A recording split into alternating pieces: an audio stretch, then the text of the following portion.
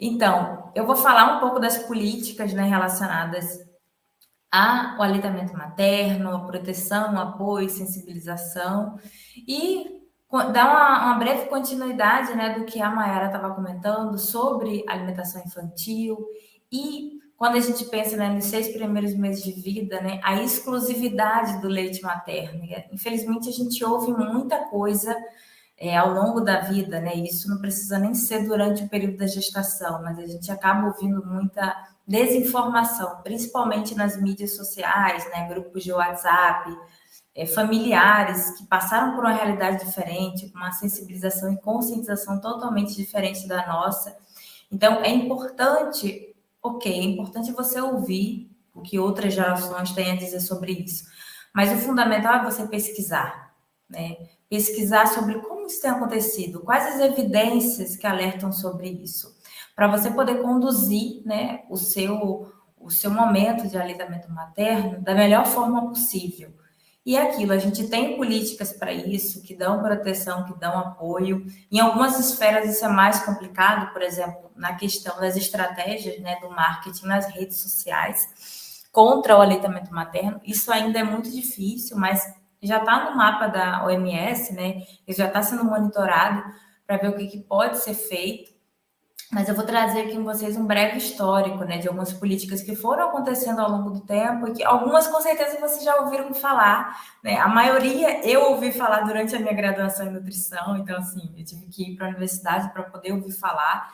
Então por isso que é importante assim, você que está na graduação, você que já se formou, é profissional de saúde, gestor, é importante você ouvir sobre isso e entender, né? O que a gente está falando aqui do aleitamento, ele dá esse suporte nutricional importante, né, para essa criança e, além do mais, tem esse vínculo, né, mãe e filho, que é impagável.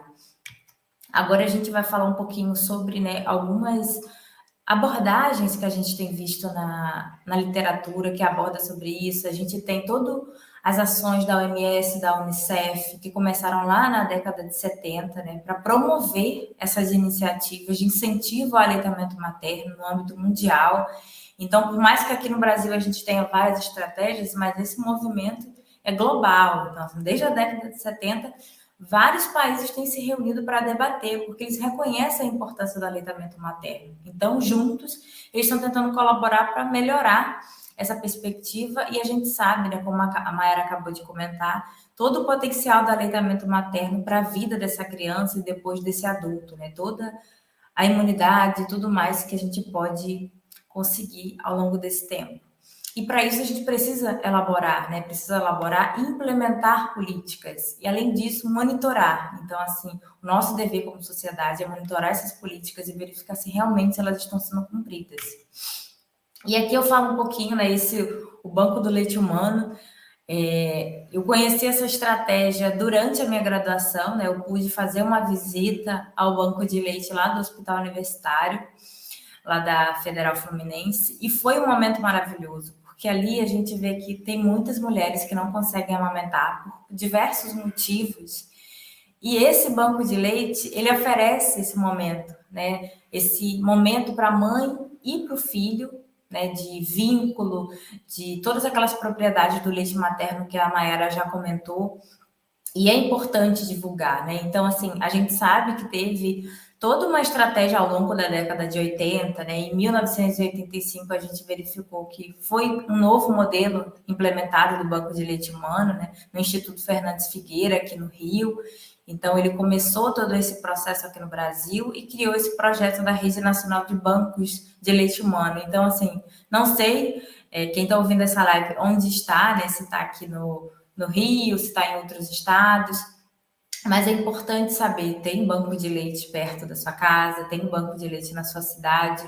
Se você já amamentou, se você deseja amamentar um dia, olhe para isso e pense, será que eu posso ajudar outra mãe que não tem a possibilidade de amamentar? Então, se cadastre, possa, né, poder doar o seu leite, porque muitas mães acabam tendo uma produção maior do que outras e tal, e às vezes não tem o que fazer com aquele leite, né? Não tem nenhum conhecido que teve bebê há pouco tempo. E o banco de leite vai dar esse suporte, né? Tem os profissionais que vão na casa das pessoas, você liga e avisa, né, que deseja colaborar. eles vão na sua casa, eles fazem toda uma capacitação para os familiares que estão ali na residência, explicam todas as técnicas de esterilização, eles entregam os potes de vidro, né, mostram como você pode anotar a data da validade e tudo mais, e eles vão na sua casa coletar esse leite. Então, assim, você não tem trabalho quase nenhum. E você está ajudando vidas, né? Está ajudando outras mães a se conectarem com seus filhos e ofertar todas essas propriedades incríveis que o leite materno pode oferecer. Então, quem estiver acompanhando aqui, procure saber se tem banco de leite na sua cidade e tente colaborar com isso. Se você conhece alguém que está amamentando e que tem muito leite, alerta para essa pessoa sobre isso para ver se ela consegue colaborar, né, de alguma forma. E mais um ponto assim que é importante, né? Esse banco de leite é responsável, né, pela promoção do aleitamento materno, né? Quando faz essa capacitação para os responsáveis, apoia essa condução, controla a qualidade do leite produzido, né? Então, assim, quando tem toda essa capacitação, eles fazem toda uma reserva de leite, organizam tudo para que essa mãe que precisa desse leite possa ter a melhor qualidade possível. Então, é importante vocês pensarem sobre isso. E também, né, o Banco de Leite Humano, ele apoia a mulher, né, desde a gestação, com a realização de grupos educativos de aleitamento materno para gestantes e para sua família. Então, além das capacitações direcionadas, né, a pessoa vai na sua casa e faz a capacitação, mas ele também organiza esses grupos. Então, assim, geralmente, né, aqui no Rio a gente tem muito isso perto dos hospitais universitários ou dentro dos hospitais universitários. Mas também tem outras esferas. Então, é bom você procurar saber onde tem. Conhece alguém que está grávida? Pô, você quer ajudar aquela pessoa?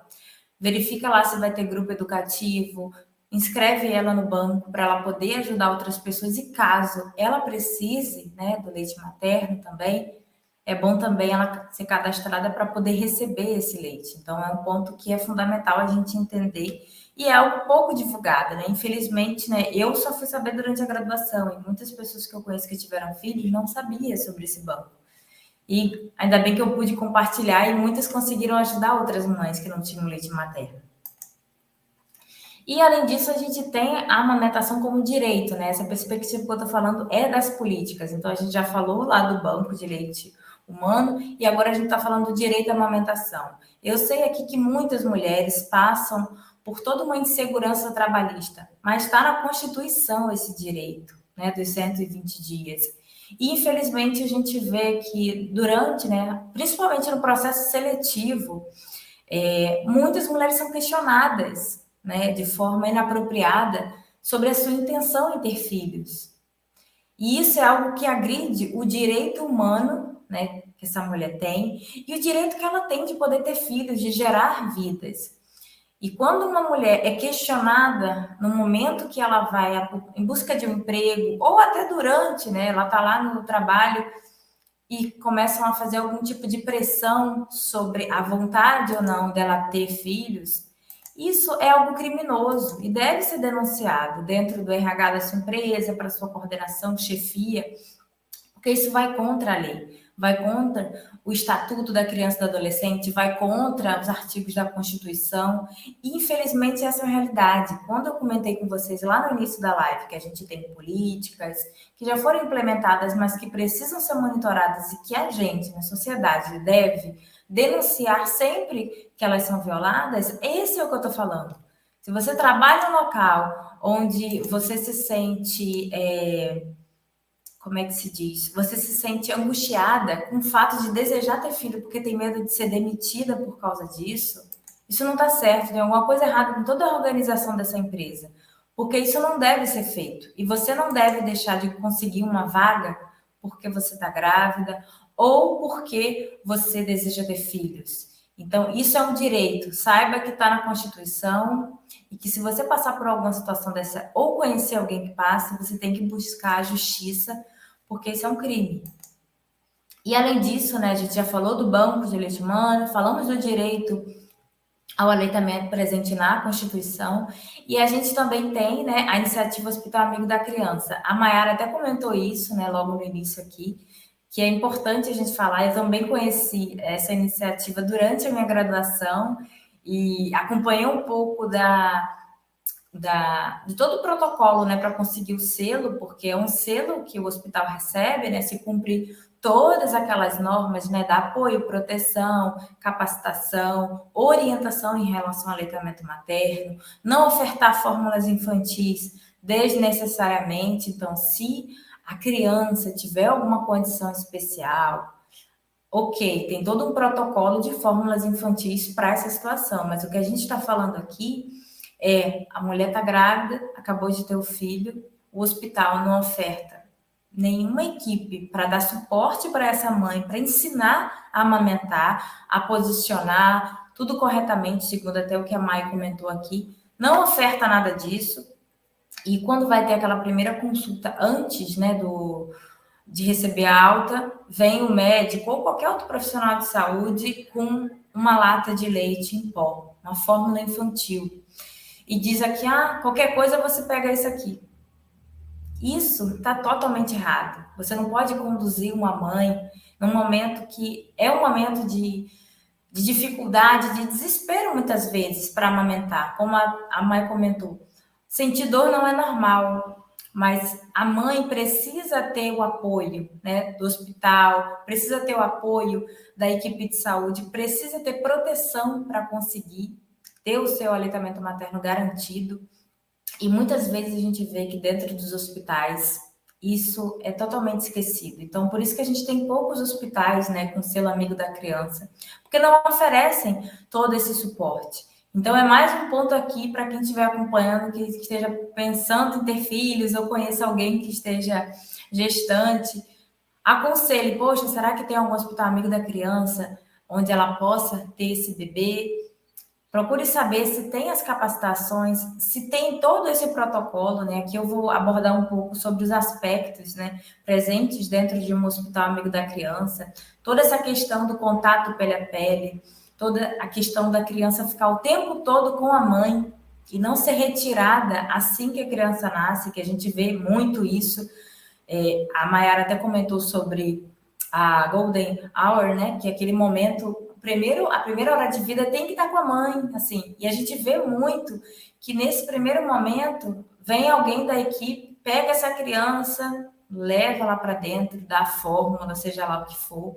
E isso já está fragilizando todo esse processo. Então, é importante evitar essas intervenções também no trabalho de parto. É importante ter um acompanhante, né? Então, muitas vezes a mãe se sente ainda mais triste durante o momento do parto, porque não tem um acompanhante, não tem alguém para dar apoio nesse momento tão fundamental. Então, caso quem tiver aqui, eu até deixei a fonte, né, do hospital para vocês poderem pesquisar. E também a gente tem as normas brasileiras de comercialização de alimentos para lactentes e crianças de primeira infância, bicos, chupetas e mamadeiras, né? A NBCAL. É importante porque ela cria toda essa advertência, né? Que tem alguns alimentos e alguns certos equipamentos, né? Como chupeta e tudo mais, que prejudica ou dificulta o aleitamento materno exclusivo. E a gente tem, ao longo de todos esses anos, tiveram várias portarias. Eu até coloquei aqui para quem quiser pesquisar um pouco, entender como é que funciona isso, que regulamenta a comercialização desses alimentos, principalmente quando a gente vê em farmácias, né? Quantas vezes a gente já não viu uns kits lá de fórmula infantil, chupeta? Isso está totalmente errado, está fora da norma, né? Está fora da NBCAL. Se você vê, denuncie, porque isso é algo criminoso e que afeta o aleitamento materno. E a gente não poderia deixar de comentar aqui, né? Se a gente está falando de política pública, não tem como não falar do Guia Alimentar para as Crianças Brasileiras Menores de 2 anos. Nesse documento vocês vão encontrar vários recortes, né, dos mitos e verdades sobre aleitamento materno, tirando aquelas dúvidas que muitas mães têm, né, por falta dessa capacitação que deveria ter acontecido antes, né, que deveria ter sido garantida pelo governo e que muitas vezes não é. E ela aborda também a parte que a alimentação adequada e saudável, né, deve ser feita com comida de verdade e começa com o aleitamento materno. Então, tem tudo a ver com o que a gente aborda lá sobre a classificação nova, né, alimentos in natura minimamente processados, os ultraprocessados. E a gente tem que entender, o leite materno é uma comida de verdade. Então, deve ser ofertada, deve ser garantida para essa criança. E a gente também tem, né, toda a perspectiva dos passos, né, os 12 passos que o guia aborda. Eu separei aqui 2 deles que têm uma relação maior com o aleitamento materno exclusivo, que é amamentar até 2 anos ou mais, oferecendo somente o leite materno até os 6 meses e proteger a criança da publicidade de alimentos. E aqui também eu trago um pouco do papel da equipe de saúde no aleitamento materno. A Mayara até comentou um pouco sobre isso, né? Toda a questão da capacitação, mas tem 3 esferas que são mais abordadas nos documentos do Ministério da Saúde, que é a perspectiva da promoção, da proteção e do apoio. E aqui tem algumas estratégias. Promoção, a Semana Mundial do Aleitamento Materno, o Agosto Dourado, políticas da Organização Mundial da Saúde, o Ministério da Saúde, que sempre publica documentos fundamentais para essa discussão. Na questão da proteção, a gente tem ações que protegem o aleitamento materno, como a licença maternidade, que a gente viu que está garantido por lei dentro da Constituição, a sala de apoio à amamentação, creche no local de trabalho, pausa para amamentação, tem aquela legislação que fala das 2 horas, né? Que toda mãe, depois que completar o período, precisa ter para poder fazer isso.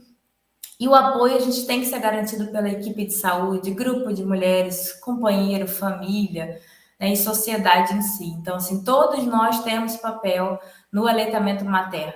Então, assim, a gente precisa apoiar, a gente não deve julgar, a gente deve apoiar essa mãe em tudo que a gente puder.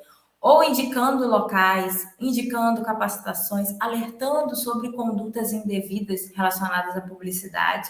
Tudo isso colabora muito, né, para garantir esse aleitamento. E por último, eu quero abordar sobre a campanha do Dia Mundial da Proteção do Aleitamento Materno, né, executada pela IBFAM. Então, olhem o site da IBFAM lá, vai ter várias coisas interessantes para vocês olharem. E a campanha desse ano foi Diga Não à Violência do Marketing Abusivo contra a Amamentação. Aqui eles colocam, né, vários pontos em defesa da amamentação, que o melhor começo para a vida dessa criança é com leite materno de forma exclusiva, e pontua também que a gente precisa pensar na questão do marketing digital também. Além disso, a gente vê, né, todas essas tecnologias que interferem no aleitamento materno. Temos o Código Internacional do Marketing, que já foi abordado há muito tempo, né, sobre como isso interfere na conduta, né, desde a gestação até a alimentação. Eu até coloco aqui tem um relatório da OMS que aborda sobre isso, né, sobre o mapeamento que fizeram das estratégias de marketing. Então, sugiro que vocês depois olhem e consultem, porque é um material muito interessante. E por último, né, as considerações é que a gente precisa ter sensibilidade em relação ao aleitamento. Os profissionais, gestores de sociedade, precisam apoiar, proteger a mãe nesse momento e proteger a vida da criança, né? Porque quando a gente pensa em aleitamento materno, a gente está fazendo um bem inigualável para essa criança. Então,